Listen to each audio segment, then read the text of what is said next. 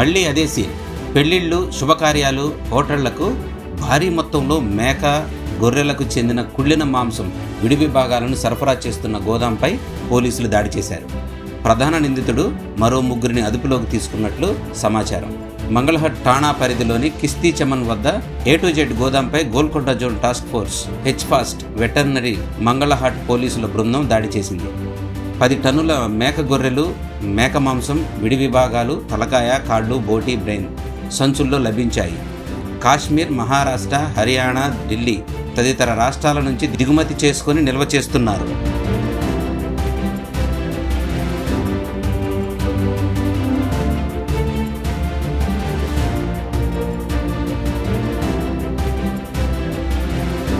కుళ్ళిన స్థితిలో ఉన్న వీటిని రసాయనాలతో కడిగి తాజావిగా నమ్మిస్తూ ఈ వ్యాపారం నిర్వహిస్తున్నట్లు గుర్తించారు.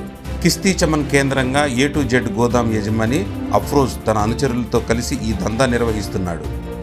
గత నెలలో కూడా టాస్క్ ఫోర్స్ బృందం ఈ స్థావరంపై దాడి జరిపి భారీగా నిల్వ చేసి ఉంచిన కుళ్ళిన స్థితిలో ఉన్న మేక, గొర్రె మాంసం స్వాధీనం చేసుకున్న విషయం తెలిసిందే.